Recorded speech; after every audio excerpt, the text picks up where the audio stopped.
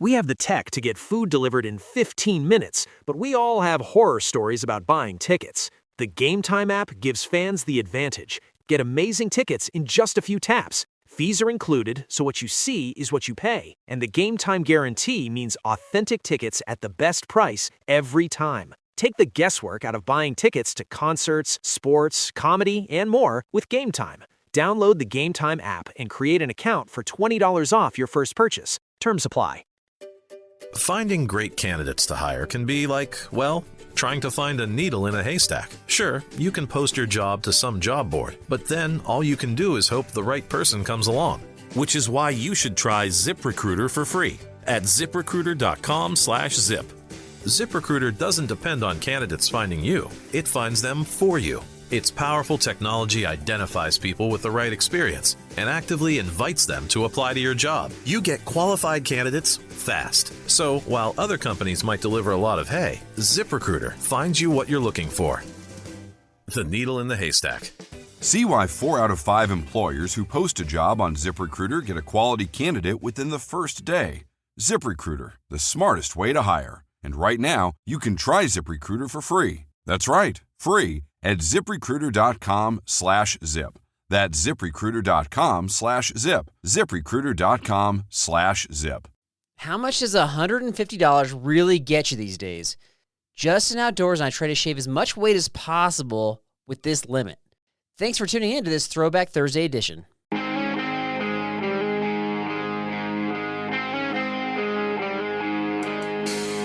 Welcome to the Backpacking Blisters podcast. With me today is our good friend Justin Outdoors. He's the man who's the leading expert on literally every single piece of backpacking gear ever made. How's it going, man? Pretty good. That's a big. Those are big accolades. I appreciate it. Yeah. Well, who's better? Who's ahead of you? Nobody. I can't think of anyone. Depends on how you define expert. I have a lot of random knowledge in my brain about a lot of different gear. It's yeah. Well, are you still updating your spreadsheet? I took it to the next level with the Pack Wizard website. It's like super spreadsheet now. Yeah. Super, yeah, that's right, on steroids. So, yeah, I don't know. I mean, you're kind of my go-to guy when I'm looking at buying new gear, and sometimes like you'll put out videos, and I'm like, oh, I didn't even know that I needed that, but I guess I do. I don't know. We were just chatting before we hit record, and you said you had almost every single piece of gear, or every good piece of gear, right? Any piece of gear that I'd want to be testing out at this point, I've gotten my hands on, and I've been putting through its paces. It's fun, and I enjoy it. Like people always say, like you see comments out there of people just like, don't worry about the gear, just like enjoy the trail. But part of the fun for the hobby for me is the gear and nerding out about the gear. So like I enjoy that, and if people don't enjoy gear, then that's cool too. But no, that's why you're the expert. That's why you're kind of the go-to guy. But I've actually been thinking about that recently because we have such a variety of folks that probably tune in to both this podcast and to your channel, of course. So if I were to say, like, I am so excited to go backpacking. Like, I literally have a trip coming up this week. I'm so excited to go backpacking because, like, in my mind, I've got like five different reasons that I'm excited to go backpacking. If I was to say, or if you were to say that, what would be your, like, is your number one reason, like, because you're excited to use your gear, or what are your, like, top couple of reasons you got? That's probably number two. Number one is for the alone time. Like I recharge like an insane amount in the backcountry. When I go out on solo trips, I come back and in such a good mood, and like my energy level is like up here. People always ask like why I go on so many solo trips, and that's why. It's my recharge zone. And sometimes I feel bad, like I'll be at a campsite and there'll be other people around, and sometimes I'll chit chat a bit, but most of the time I just kind of like take my chair and go off and kind of just sit alone. Fair enough. I'm trying to connect the dots here because last year we were on the same trip together in Banff, and I think I talked to you more than a lot of the folks that were on the trip, and I really enjoyed just chatting with you, hanging out with you. But there was, I don't know, I want to say like 5 or 6 times we're chatting. We are in the middle of a conversation, and you're like, hang on one second. And then you would go off into the meadow and then have your camera like do the whole YouTube thing. Like, here I am in the middle of such and such meadow, blah, blah, blah, blah, blah, blah, blah. And then you'd stay out there for quite a while. Is that your way of just like politely peeling off to get your alone time? I've had enough, Carl. Maybe subconsciously. 'Cause I enjoyed our conversations. Everyone on that trip was awesome. Okay. I had a lot of good conversations, and I really enjoy those trips too. But I probably went out right after that. I probably went out on like a solo trip like the next week because it too is much. They do drain me a little bit, but sure. in a fun way, fun draining. It's like playing like going to Disneyland or playing like a fun sport. Like it's exhausting, but it's a lot of fun. It's like going to Disneyland. Oh my gosh. It's fun, sort of. It depends on when you go and who you're going with. It's fun, sort of, but it's also exhausting. That's a good analogy there. Yeah. By the way, all those conversations we were having, we never finished any of those. Those were ended once you went out into the meadow. Are they still in your head? Is this? We'll have to just do a recap, and you can just bring the list of unanswered questions and unfinished conversations. We can make a podcast episode. It could just be like unfinished conversations with Justin Outdoors. Yeah. That's funny. So, okay, testing gear is number 2. For me, in my top 5 reasons of going backpacking, gear is not a part of the top 5 at all. So that's why we bring you on the show, because you're the expert and you go to like next level in terms of testing and you know your stuff. This episode's about like how much weight can you shave with $150 these days. So we're talking about kind of like you're starting at average level and then we're going to try to like shave weight. How far does $150 really go? I have a feeling you're going to have a lot better answers than me. So I tried to think outside the box to try to come up with some decent answers. Like, what was your like approach to this, or thought process, or strategy, or how'd you go about this? It's tough because like $150 compared to like even 3 years ago does not go as far. Like everything that was $150 seems to be like minimum like $160 now, but more often than not like $200, that kind of thing. Like $200 seems to be like right that new amount that everyone's targeting for a lot of different gear. So that's been tough. And then some items, like they already start off like there's just not a lot of good budget options out there. And I think the last category that we talk about was probably the toughest one for me to find good options for. So, and it's funny that you say budget, because I feel like $150 is still a lot of money.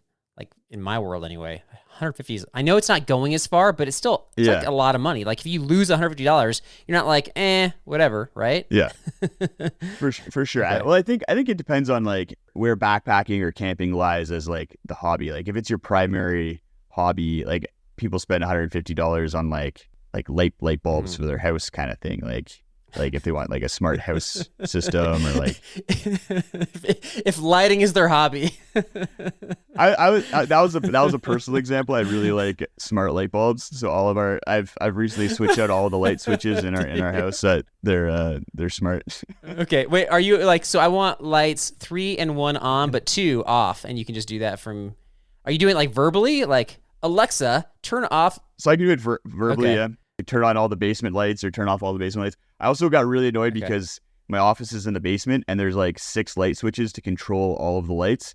So, and I really got annoyed with that. So I just made them all linked to one light switch. So I just press one button and then all the lights turn on, which is a lot more efficient. Wait, that sounds like a lot of rewiring. Do you know how to do that? I've only electrocuted myself a couple times. It's not too bad. Okay. Okay. Because I rewired a lot of stuff and then stuff stopped working, and so then we had to call the electrician, and then they kind of scolded me. They were like, "Yeah, you're not really doing it right." And I was like, "I watched YouTube, isn't that?" I haven't had any issues. There was a scary moment though where I asked my wife while she was pregnant to help me, and she got like a little shock accidentally, and that was a little scary because that's apparently can be really bad. So after that, I was like, "Yes, okay, that was a mistake. No more don't help pregnant wife helping with electrical work."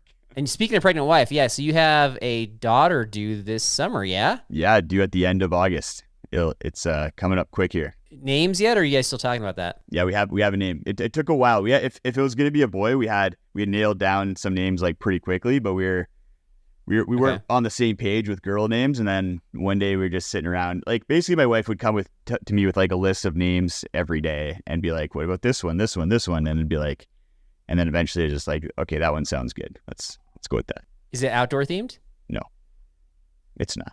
It's not. Okay. Dirtina, not the name. Okay. Is it Dirtina, yeah. Switchback. Her name's gonna be Switchback. Well, congratulations, man. All right, what's like minimum age before your dog? I don't know. It'll probably, so because she's born at the end of the summer, and here in the Canadian Rockies, like basically it starts snowing in September. It'll probably be next year, so she'll probably be like just under 1 year old.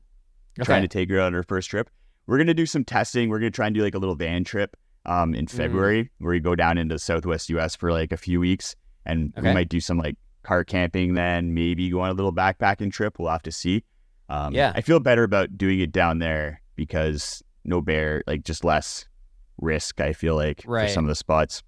We took our kids camping pretty early. Backpacking, my son was like 1.5 years old, and he was like able to move around pretty well, and he was like climbing on sharp sticks and stuff, so I didn't feel like a great dad during that. But it sounds like you're okay to pack out dirty diapers. Yeah, I just went on a trip where I carried 60 pounds for like a pretty far distance over some big elevation, just to kind of like see how I do under that kind of weight, because I feel like that probably would be what I'd be carrying with the baby on the trip. Because my wife would probably carry our daughter, and then I'd carry all the gear, and it's a lot. 60 pounds. I don't know how some people do that like every single trip all the time. It's so much weight. Who's doing that? Who's doing that every trip? Is that a culture? I get comments from people just being like, my pack's like 60, 70 pounds every trip. And I'm like, okay, well, you're a lot tougher than I am. I mean, like maybe hunters and stuff, but I don't know. That's crazy, man. Well, maybe they should listen to this episode, because we're going to try to shave some weight here. So yeah, again, congratulations, man. That's awesome. So thank you. Keep us updated, and looking forward to hearing what your daughter's name is. All right. So we've got, the way that we did this was I gave you kind of like a starting weight, or gave both of us a starting weight for kind of like a intro budget, entry level, somewhere between that and like a mid-level backpacker. They have kind of like their weight. They haven't spent a ton of money on gear. And then we have it categorized like tent, backpack, sleeping bag.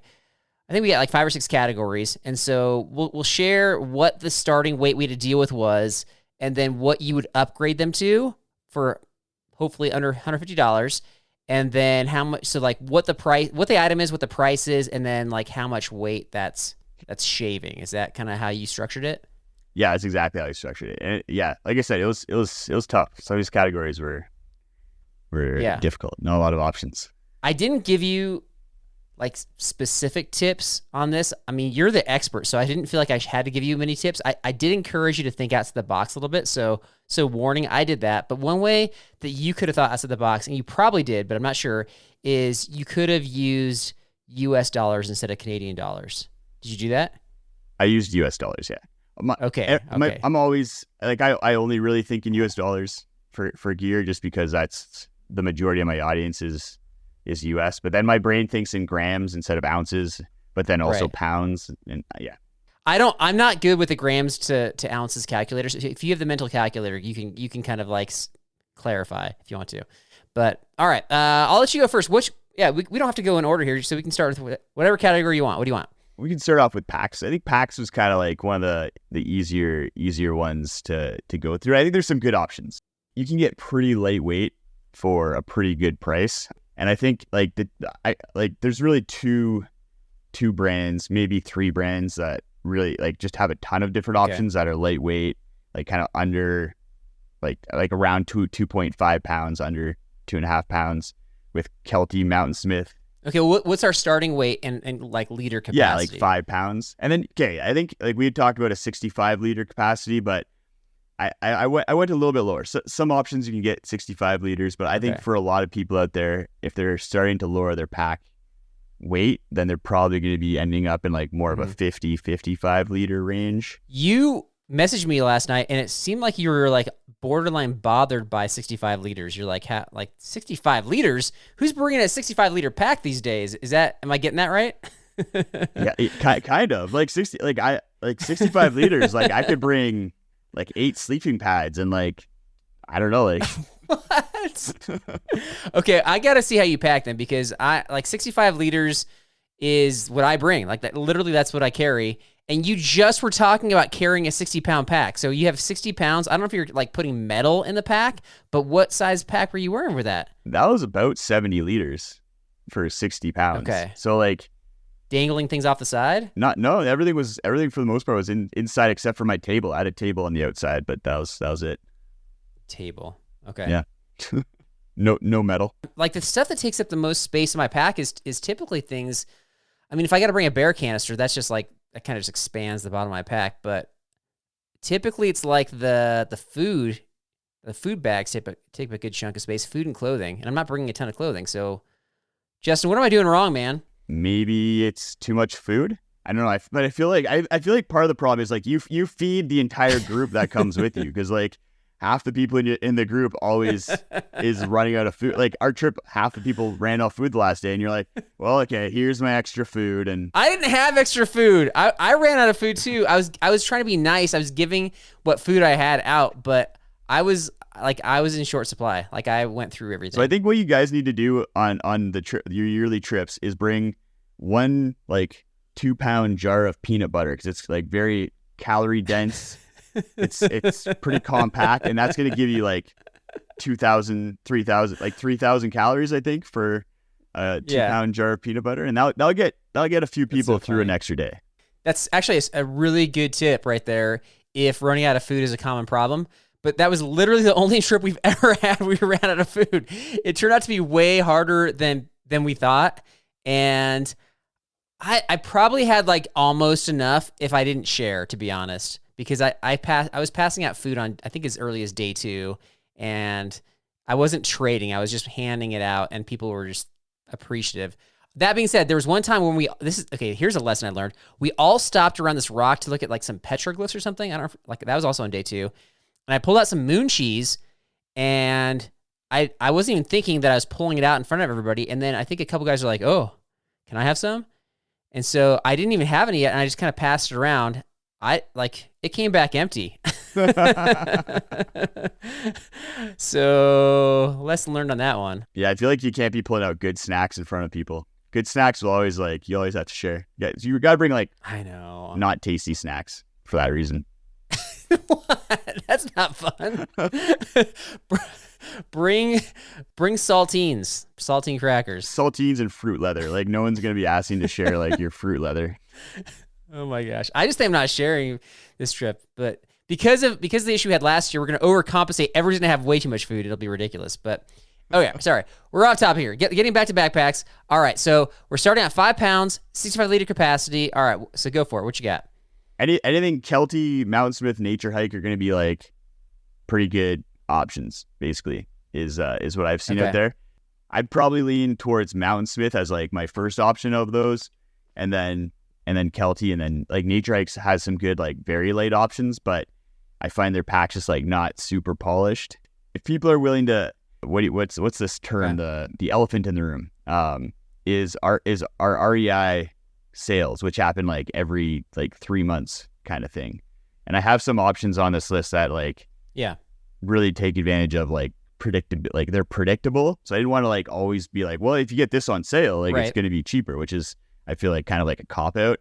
But I think with REI sales, they're so predictable that you can kind of rely on them if you're going to be purchasing gear, because it'll happen 4 or 5 times a year. So like the REI Flash 55 pack is one. Yeah. Okay. And do you know, and on sale, what are those running? So the Flash 55 is $200 regular price and then drops down to $140 on sale. Like pretty much every few months. All right, so that qualifies, man. And how much does that weigh? That one weighs about 2.5 pounds. That's a significant savings. You're saying, sir, for $140, you're able to cut your weight in half-ish. Like entry-level backpacks, they're not all 5 pounds, but a lot of them are in that 4 to 5 pound range. So that's a good one. And I told you, think outside the box. So predictive sales is a really good answer. And I think I think the 5 pounds was like a really good one, because especially in the like people who have a pack that's like 5, 10 plus years old, like they're definitely going to be in that range. I think a lot of these lighter packs that are like under like 3 pounds or less and are affordable have mostly been coming out in the last like handful of years. So it's kind of a good time to be upgrading a pack. I bought a Gregory Palisade pack, which was like top of the line back in its day. I want to say like early 2000s. I bought this like last year at a garage sale. It weighed in at 7 pounds. I mean, it was an 85 liter pack, but it literally had like rubber. It was like a rubberized bottom. And that was like top of the line. And so, Yeah. Strangely, that sold on eBay, so somebody still wants that. But anyway, yeah, they've definitely come down. Backpack for me was one of the hardest categories. Sounds like that was easy for you. This was not easy for me. So I had to go like way outside the box on this one. I guess I didn't even look at Mountain Smith. I've had a couple Mountain Smith packs. To be honest, they haven't been my favorite. Yeah. So I did an older REI Flash 62, and I was able to find it for $85 on eBay. I used eBay just this one time. Otherwise, nice. Like that's kind of, I don't know. I feel like I was like a little bit too far outside the box, but I was like, one time I'm gonna use it because this is the hardest category. And that one weighed in at 3 pounds, so I got it closer to the 65 liter capacity at 62 liters and 3 pounds. So yeah, so again, pretty significant weight savings, and so backpack was a big one there. I think like getting used gear is like a great option. Like you could probably drop down to like a pound and a half for like $100 if you're buying used gear. Depends. Yeah, I did look at some like better brands that typically go for more money, and I couldn't get it under 150 even with used gear at this point. So it might also be a shortage during the summertime when everybody's buying gear. So if you kind of buy earlier off season, whatever. But that's a good point. So pack is significant savings for $150. You can save 2 to 3 pounds. Sounds like for both of us. And I think you had the better answer on that one. Like I just want to throw one just to those people who want to go like super ultralight. And like if they take a look at the Granite Gear Virga 2, it's like a 1 pound frameless pack, has a hip belt and stuff, but like 1 pound and like around $100. It's a pretty crazy pack. But what's the capacity on that one? Like ballpark. That one's about 50 liters. Yeah. Really? I'll have to look. I was looking at Granite Gear, but I didn't look at that specific model. I was trying to find a Crown 2 that was under 150, and I couldn't find one. So that's a good one. Okay. Frameless pack. Are you pro frameless pack? I think as long as your overall pack weight is under like 40 pounds, I think you can get away with a frameless pack. Like I think for a lot of like if you're 30 pounds or less, like it's not even like a question. I think people really talk about like transferring weight to your hips, but if you have a lot of gear, if the pack's full and it's like and the gear is providing that frame, then I find it transfers the weight pretty effectively. What about under 20 pounds? That's what I'm going. No hip belt. Okay, so they just shoulder straps. Gotcha. Okay. Even 25 pounds or less, like I'm probably going no hip belt. I hate like I've used a lot of non-hip belt packs recently, and I hate hip belts now. Like they crush my guts, and I end up with like diarrhea for like the full day after the trip, and it's not great. Newsflash: hip belts cause diarrhea, so beware. It's a good video. That's the next episode with you. It's a question: do hip belts cause diarrhea? And they can get some sort of like, I don't know, medical expert on for that. That's funny. Yeah, I definitely want to, I don't know, I go back and forth because I don't want to wear it just on my shoulders, but I kind of pull the hip belt, I take it on, take it off, and yeah, I know that it's not allowing your hips to move as freely also, so it can cause some tension in some areas and some tightness in the hip flexor specifically. So yeah, that's a whole different story, but all right. So there you go. So that's backpack. Let's jump into sleeping bag. I found this to be one of the easier ones. Like we based it on an existing sleeping bag weight of 3 pounds, like right around 25 degrees. I feel like you can kind of manipulate that a little bit. Mine for this one was a Mountain Hardwear Lamina. I found online a Lamina 30, so 30 degrees, so 5 degrees off for $135. I didn't shave a ton of weight on this one. I got it down to 2 pounds, 2 ounces. So I shaved, like almost a pound, but I lost 5 degrees. But possibly, I should say possibly, because I feel like the Mountain Hardwear, their comfort rating is better than some of the other brands. So that's where I was at. What happened for you? I found this one like pretty tough. Okay, interesting. Especially to try and hit like that 25 degree rating. Okay. 30 degree comfort ratings is quite a bit easier. But if you're in the mountains and stuff, like that might not be quite enough, especially if you're going out kind of early summer, late summer. And I only really came across two options. The Kelty Cosmic Down 20, which is like one of my favorite affordable sleeping bags out there. That weighs kind of like in that 2 pound range that you mentioned as well. And then the North Face Cat's Meow, but it's a synthetic one, so it's going to be quite a bit bulkier. but might be good if you're like in the Pacific Northwest and in kind of like the rainforest and stuff a lot. Then that synthetic material will be pretty good. The cat's meow is probably, that can't be much less than 3 pounds, right? That's less than 3 pounds. I think it's like around that 2.5 pound mark. Man, that bag's been out stinking forever. That's like a tried and true bag, the North Face cat. I think I've owned one. So bulky though. It like if you have a, like you might need a 65 liter pack for that bag. Right. Right. That's so funny. All right, so that's sleeping bag. All right, what do you want next? Next category. One more sleeping bag. I just want to give a shout out to the Decathlon MT900 bag, which is 30-degree comfort rating, but is it'll be under 2 pounds and kind of around that $150 mark. It'll be quite a bit lighter than either of those other two options. So if people are looking to really shave weight, and if they live kind of like outside of North America, then probably a lot easier to get than those other two. Right. This is where you're next level for me. I had a hard time coming up with like one answer for each of these categories. You've got 3 options per category. So I always have like this little bonus option that I'm like, if we just kind of like throw all the rules out the window, like here's what I think is like the notable option. And by the way, I got to say, like, it sounds like you've used some of these things. Like, I can't guarantee that these are better options than what you already have if you kind of have that starting weight. You might have a more comfortable backpack, like a warmer sleeping bag. This is just basically like what is available. May or may not be better in terms of like performance. So I want to throw that out there.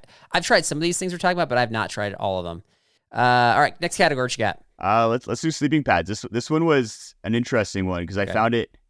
There's like some really good options that are newer in the last couple of years, and other than packs, I've tried everything that I'm talking about for all the other categories. Like I've tried before. I've tried the REI Flash 55, but that's good. I haven't tried a lot of Kelty or Mountain Smith, like larger volume packs, but all the sleeping pads, tents and stuff. Okay. But the Xped Ultra 3R pad is. Yeah, I went $10 over. It's $160 full price. You can get it on sale for quite a bit less, quite often.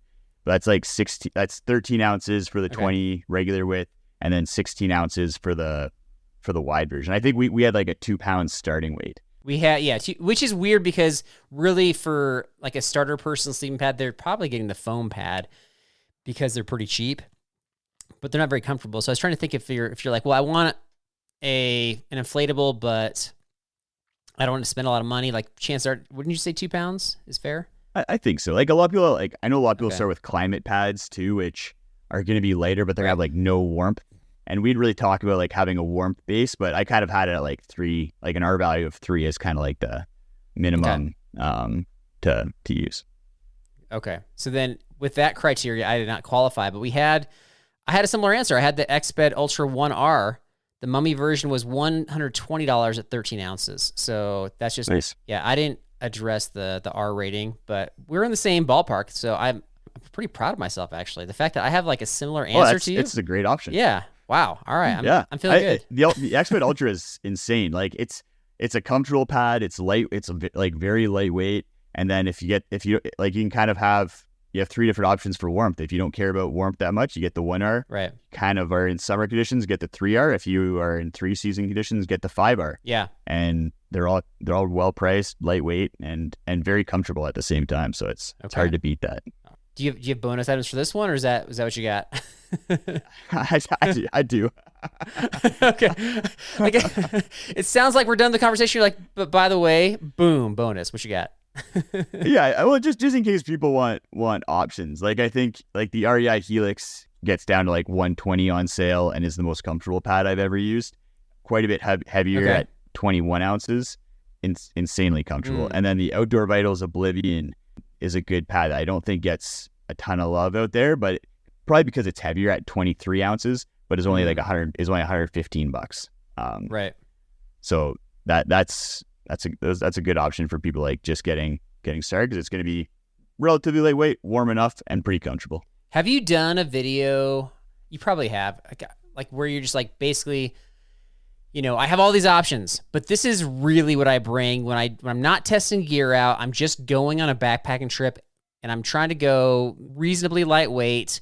I'm hitting the miles. I'm just out there, not for any sort of like ulterior motive. This is what I bring. Have you done that video recently? I did it last year. I'm gonna probably do another one this year. Maybe even I might even go out tomorrow on a overnight trip, and just bring like this is like my just go to grab and go gear list kind of thing. And you're saying the REI pad is on that? I think it'd probably be the Xped pad now, like the Xped Ultra 3R Really? for summer trips, just because of how much because it's half the weight essentially.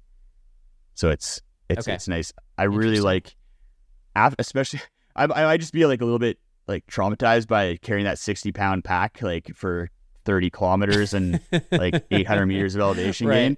But I'm like, I have a lot more fun on trail when I'm carrying a light pack. That being said, last year you chose to carry a 50-pound pack on our trip, and you were hiking with it, and you didn't even bring it up, other than, oh, by the way, I've got a 50-pound pack. You didn't bring it up, and you were charging up the mountains like they were nothing, man. So 50 pounds wasn't too bad. Like, well done. 60 pounds was like a tipping point. I'm in better shape this year than I was last year, and 60 pounds was tougher by quite a bit. Yeah, that's tough.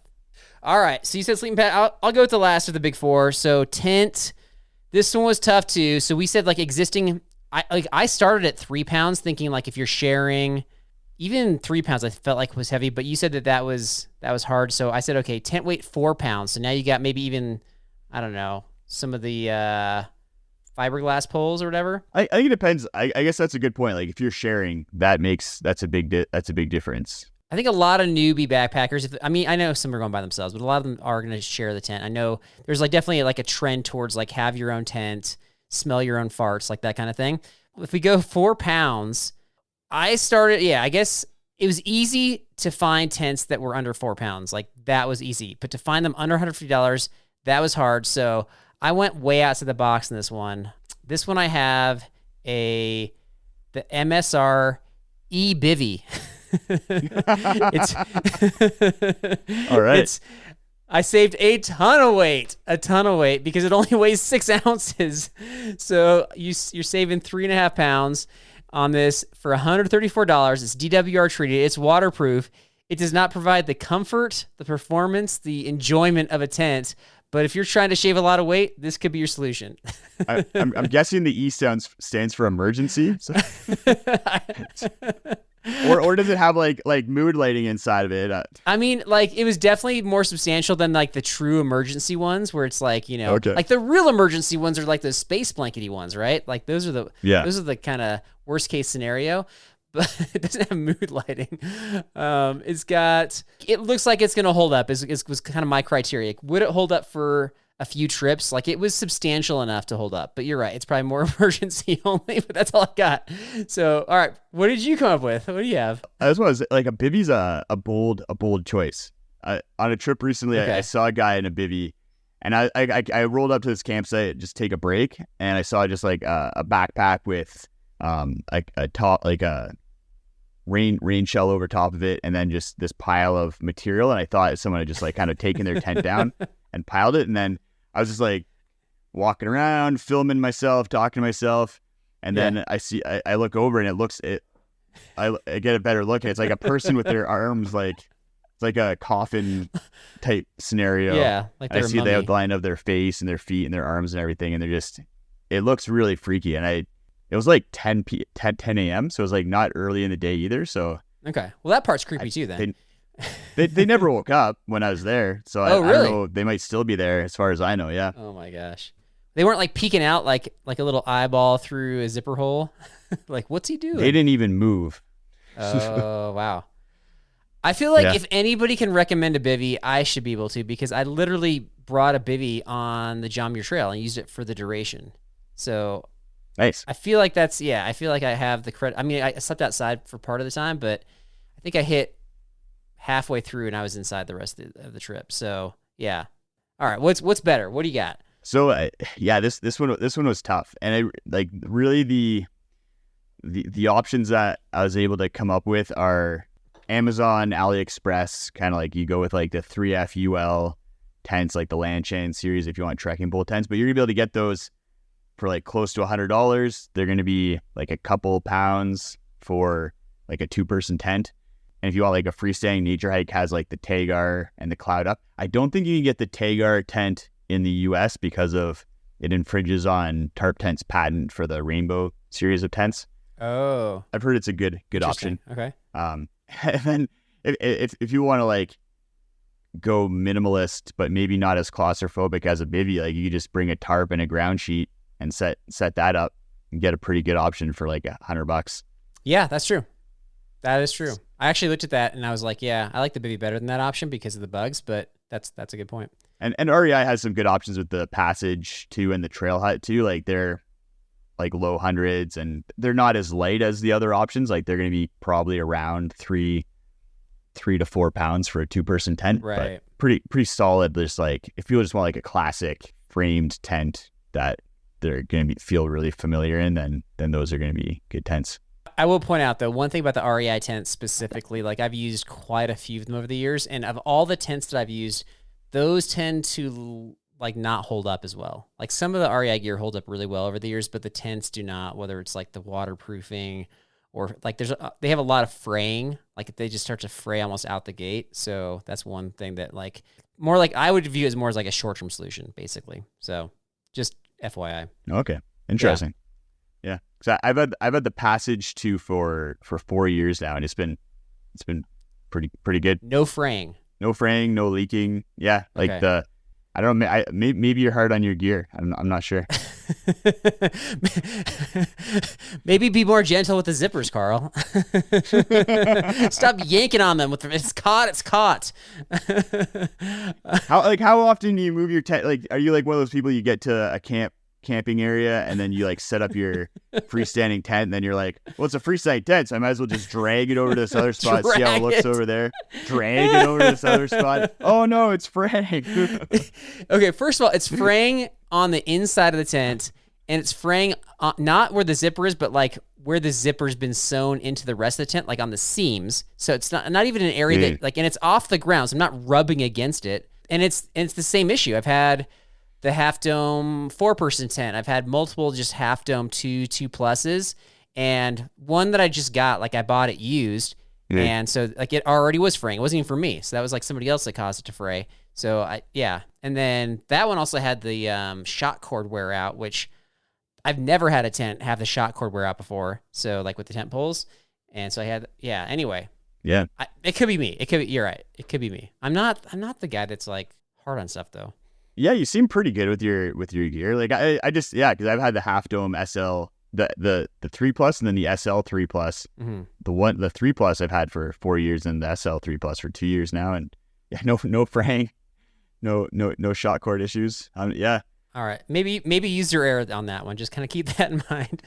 Interesting. Which is a thing. Like, well, there's people that like they're hard on everything, right? Like they're gonna get a piece of furniture and it's gonna have a rip in it day one, but that's not me, I don't think. And like if a piece of gear requires like very specific, meticulous use, like that I feel like that's a con and like a flaw against that piece of gear, right? So just kind of put an asterisk next to what I said about that. All right, let's go with like I had like miscellaneous item. I chose a chair. I guess I wasn't probably super specific about that. It didn't have to be a chair, but like you could buy an Amazon chair that weighs like 2 to 2.5 pounds. So upgrade on that. I just had the REI FlexLight chair, $100, $100, 1 pound. Did you chair? Did you do something else, or what you got? Yeah, chair's the easiest one, like a FlexLight Air, because you're dropping like a full pound, and it's really the only $100 option out there. Cook systems, I feel like people carrying around jet boils and stuff, like that's a pound of weight that you could drop pretty easily for like $50. Get a way later setup, drop down to like what would the weight be? You could probably get down to like 3 ounces with the whole cook system. With the whole cook system, yeah. With the stove for like a 1-person cook system. Yeah. Okay. Because you get the BRS 3000 stove at like under an ounce, and then you can get a Tokes pot, and that's going to be like a couple ounces. Okay, just not going to get the same performance.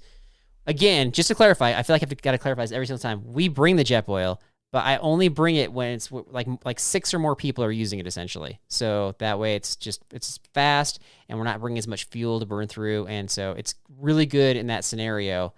But when less than 6 are using it, then I'm bringing something else. So yeah, I feel like I have to defend myself. I'm like defending against people that I'm anticipating, like what, ask about that. So, okay. That's a good, yeah. So then I had so that was miscellaneous, was a chair, and you mentioned the stove. Luxury item, did you have anything for that one? Chairs really like the biggest luxury item. Like I think pillows are one that I think like is probably as important, if not more important, than a comfortable sleeping pad, because having like the right elevation for your head, I think is key to be comfortable, especially if you're a side sleeper. I know a lot of people like compressible pillows, like the foam compressible pillows, but I find like for me the issue is in the name. It's compressible, so by the time I wake up in the morning, my head is like the pillow's an inch thick instead of being like 5 inches thick, and then I have a kink in my neck. So I like inflatables for that reason, ideally with like a foam topper. So the pillow I'm using these years, literally, I bought it because you suggested it. I forget the model, but it's the Trekology. It's like not even made for backpacking. It's a camping one. It's like the really big inflatable camping one. The Ultra. Yeah. And so I've got that one, and I don't even know what it weighs, but I brought it on 2 trips so far, and I'm bringing it again, man. Bringing it this week. So I think it's 170 grams, but it's gigantic. Like it's like almost regular size pillow. Yeah, it's not big. I think it is. Like I thought the Xped Mega Pillow was, and like with a name like Mega Pillow, like you'd think it'd be the biggest pillow on the market, but then Trekology comes out with the Ultra Pillow, and it's like twice the size. It's crazy. It is. Yep. So good suggestion. I'm going to use it again. This is the most like aggressive trip I'm using it for, so we'll see how it holds up over the longer trip. But anyway, all right. So I had my luxury item. Since you're guest hosting for Derek this week, I had to have something that related to Derek. So I tried to come up with a way to upgrade his pajama pants. So the luxury item I chose was the Champion lounge pants. Like I literally looked up pajama pants, and that's what came up on Amazon was lounge pants, whatever that means. But that's kind of what he's doing. So $35, 6 ounces. I really don't know how much his pajama pants weigh on a trip, or if anybody else is bringing pajama pants outside of like kids. Have you heard of anybody else besides Derek bring pajama pants on a trip? I haven't.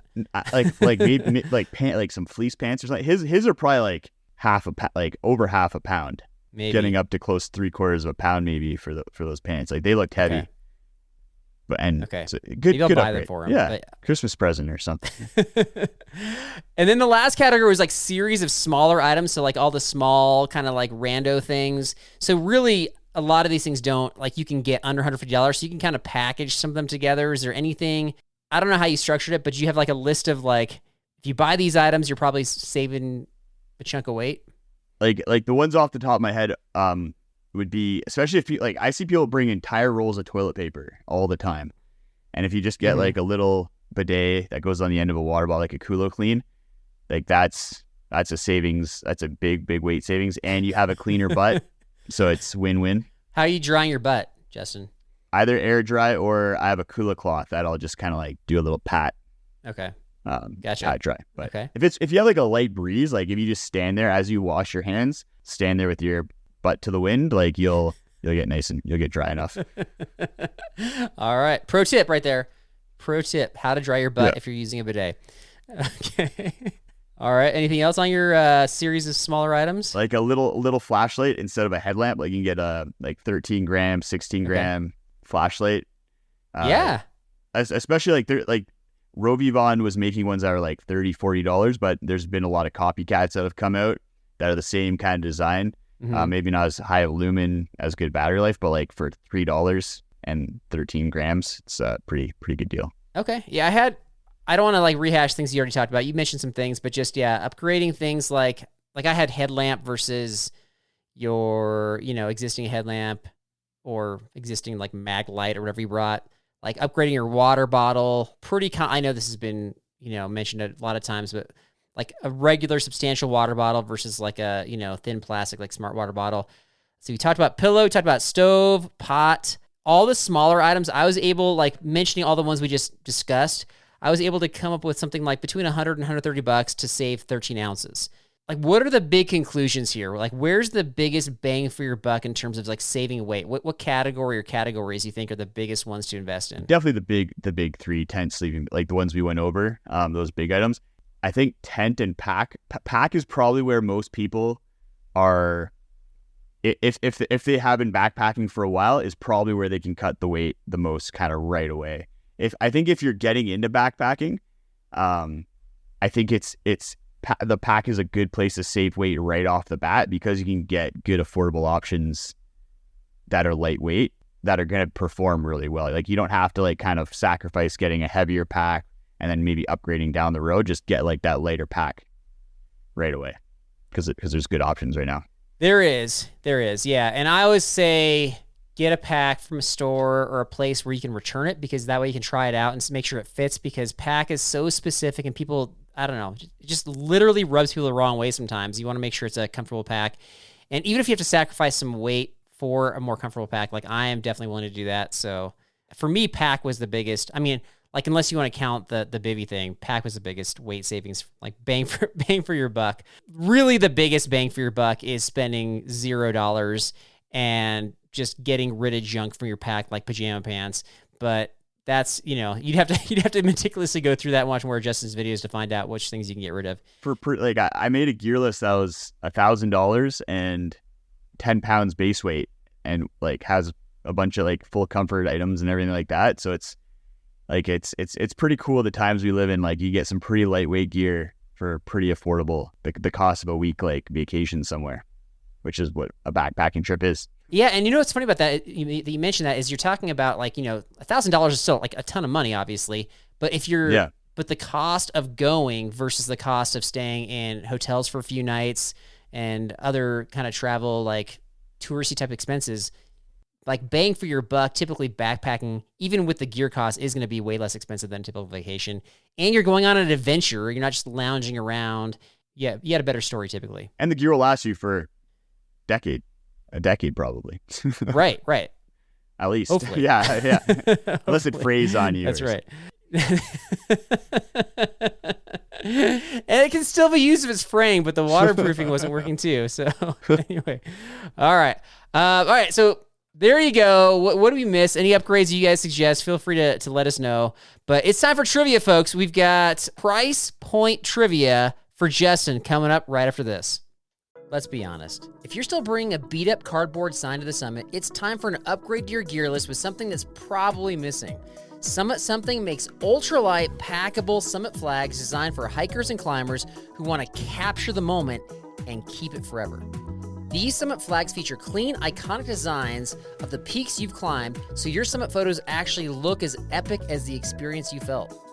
And when you get home, it's not trash, it's a keepsake. Something you hang on your wall and remember, I did that. If you got a big climb coming up or just knocked one off your list, grab your summit flag at summitsomething.com. If you're looking for a sign, this is it. Are you tired of supporting outdoor brands that scour the globe exploiting the most destitute people and laxist environmental laws, putting profit above absolutely everything? No longer do you have to add fuel to the environmental and social dumpster fire to get the best quality gear for your next hike.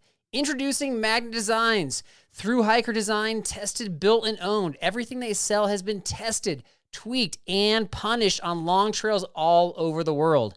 Check out their best-selling product, the Bend Alpha 90 hoodie, made in Bend, Oregon, using USA made from recycled materials, Polar Tech Alpha Direct fabric.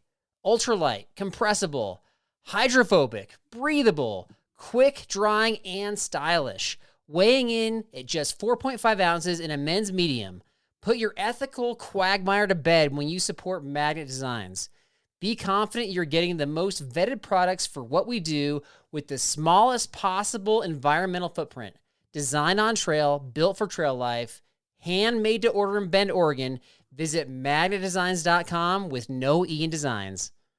All right. We have the tech to get food delivered in 15 minutes, but we all have horror stories about buying tickets. The Game Time app gives fans the advantage. Get amazing tickets in just a few taps. Fees are included, so what you see is what you pay. And the Game Time guarantee means authentic tickets at the best price every time. Take the guesswork out of buying tickets to concerts, sports, comedy, and more with Game Time. Download the Game Time app and create an account for $20 off your first purchase. Terms apply. Finding great candidates to hire can be like, well, trying to find a needle in a haystack. Sure, you can post your job to some job board, but then all you can do is hope the right person comes along. Which is why you should try ZipRecruiter for free at ziprecruiter.com/zip. ZipRecruiter doesn't depend on candidates finding you. It finds them for you. Its powerful technology identifies people with the right experience and actively invites them to apply to your job. You get qualified candidates fast. So while other companies might deliver a lot of hay, ZipRecruiter finds you what you're looking for. The needle in the haystack. See why 4 out of 5 employers who post a job on ZipRecruiter get a quality candidate within the first day.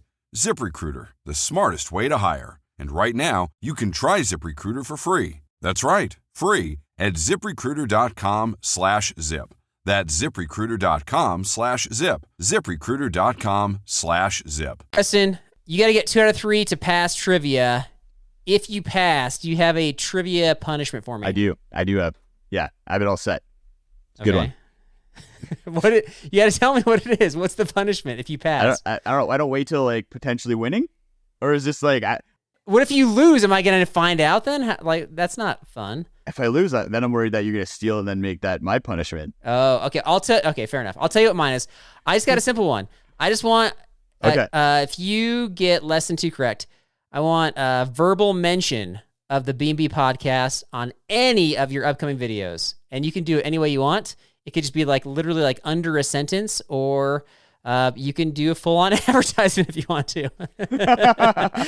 This video is brought to you by. That's right. Well, they don't have to deal with all the sellout comments and everything like that, being a shill for backpacking blisters. Yeah. But I'll do it. If Backpacking Blisters sponsored a Justin Outdoors video and you got accused of being a sellout, like sellout for what? Big podcasts. for big podcast brands. I don't know if we're big. I don't think you'd get accused of anything. All right. That's mine. If you want to keep yours a secret, that's fine. But I want to, if you don't pass, I want to at least know what you were thinking. I'll still share it if I don't pass, yeah. Okay. All right, here we go. I feel like this trivia is pretty easy because I only gave you, everything's multiple choice, and I only gave you 3 options. So here we go. Number 1. That is pretty easy. Yeah. I usually give Derek like 5 options, don't you? He's always chirping you about like... I give him 4 options, and 1 is intentionally ridiculous. So technically 3 options. Okay. But I don't know if you listened to the recent episode. The last one he was on, the trivia was called Derek Trivia, and I just re-asked questions he'd asked me on prior episodes, and he went 0 for 3. So there's that. I was surprised he got the license plate trivia one recently. That was... Oh, yeah. That was impressive. Yeah, I know. He's actually, he comes across as kind of like saying nonsense all the time, but he's actually really smart. All right, here we go. Let's jump into this. Number 1, which item is the most expensive of these 3? A, Big Agnes copper spur footprint. B, limited edition Zpacks Nalgene bottle. C, Jetboil Summit skillet. So I guess between the Big Agnes footprint and the Summit skillet. You don't think it's a Zpacks Nalgene bottle? I think the Zpacks Nalgene bottle, for a Nalgene bottle, it's probably like $25 would be my guess. Okay. Whereas the footprint, I'm guessing the footprint's closer to like 100 and something. For the footprint?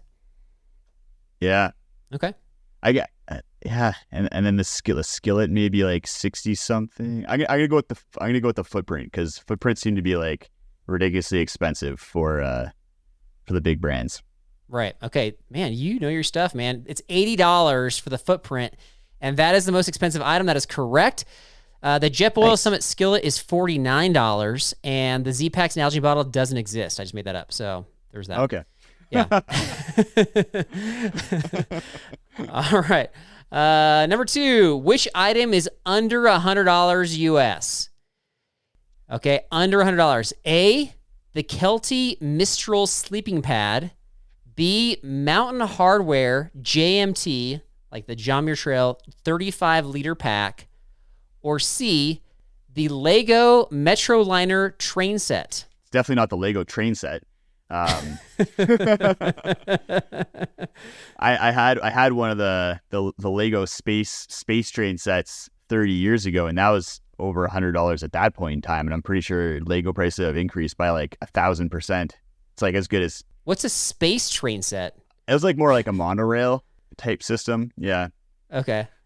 It was at that point in time. I basically invented like magnetic trains and stuff, and yeah. Oh, okay. That's so I'm gonna go with the first one, which is the minstrel sleeping pad from Kelty. Minstrel sleeping pad. Okay. All which right. might not exist. That was $40, dude. Yeah.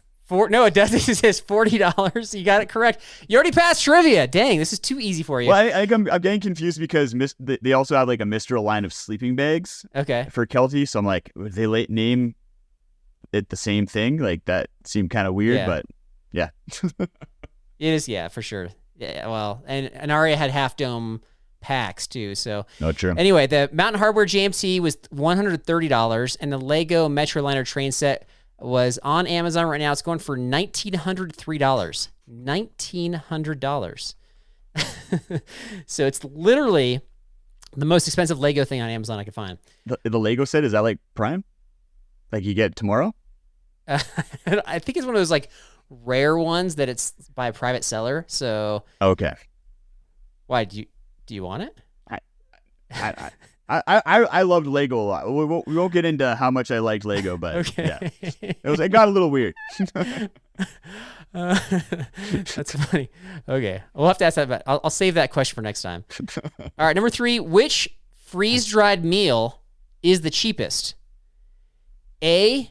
Trailtopia chili mac with beef. B. I should have just said which food is the cheapest. I actually I think I changed my answers after I wrote the question. So I'm going to change the question. Which food is the cheapest? The Trailtopia, B, a 6-pack of Honey Stinger waffles, or C, Alpine Air Nana's banana pudding. And the Trailtopia is 1 serving. The banana pudding, I think, is 1 serving as well. And the 6-pack of waffles is 6 servings. That's a tough one. This is the hardest one. Yeah, I feel like they're all within like a couple dollars of each other.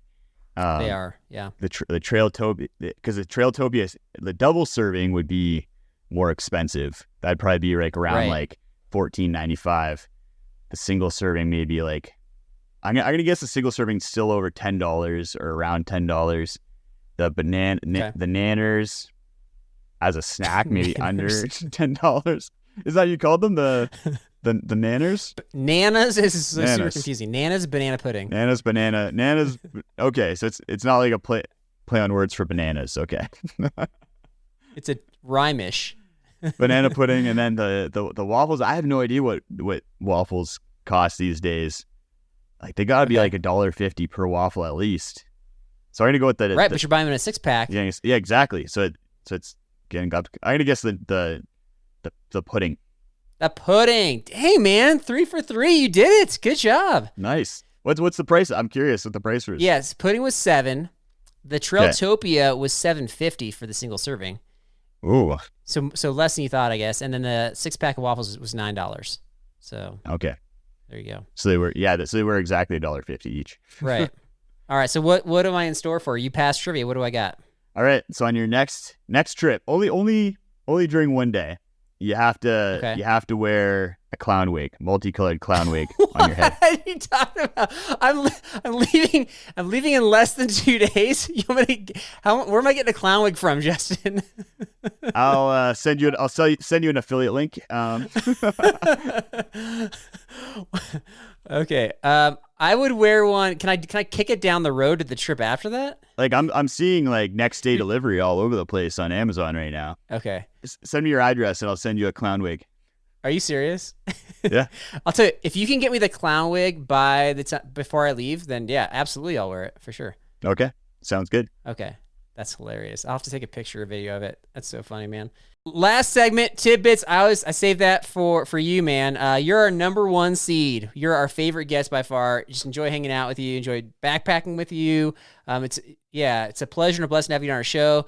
So for those who somehow maybe they're on YouTube, maybe they are new to our show. They haven't listened to a show with you as a guest or guest host on here. What's your channel about? Where can they find you? All that stuff. Yeah, just No Doors YouTube channel. And a little hack for people, because we did talk about gear. I'll shout out packwizard.com. I mentioned it earlier, but there's basically like a gear explorer where we have a database of like all the different like sleeping pads, packs, quilts, tents, and you can just filter based on different criteria. So you can be like, I want a sleeping pad that's under $200 over R value of 3, 25 inches wide, and then you can sort it. You can like sort it by weight or price or whatever you want, and find what's going to work for you. And it tracks like all the sales and stuff too, so you can find the best price. Awesome, man. I'll have that link in our show description as well. And yeah, we'll have a link for Justin's channel as well. So I'm subscribed to his channel. I'm always looking at all the cool stuff he's got going on. He always has some really creative ideas, and he's my go-to guy for gear purchasing, gear reviews, all that stuff. So Justin, man, thank you so much for coming on the show. I appreciate it. It's always a ton of fun. Yeah. All right, everybody, have a great week out there, and God bless.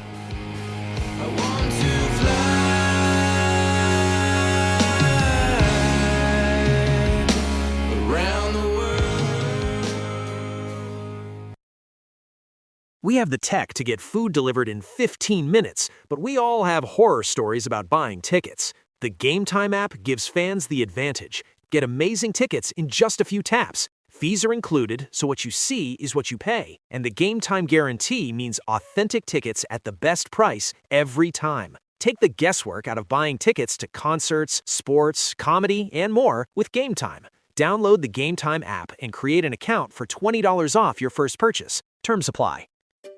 Finding great candidates to hire can be like, well, trying to find a needle in a haystack. Sure, you can post your job to some job board, but then all you can do is hope the right person comes along. Which is why you should try ZipRecruiter for free at ZipRecruiter.com/zip. ZipRecruiter doesn't depend on candidates finding you. It finds them for you. Its powerful technology identifies people with the right experience and actively invites them to apply to your job. You get qualified candidates fast. So while other companies might deliver a lot of hay, ZipRecruiter finds you what you're looking for. The needle in the haystack. See why 4 out of 5 employers who post a job on ZipRecruiter get a quality candidate within the first day. ZipRecruiter, the smartest way to hire. And right now, you can try ZipRecruiter for free. That's right, free at ZipRecruiter.com/zip. That's ZipRecruiter.com/zip. ZipRecruiter.com/zip.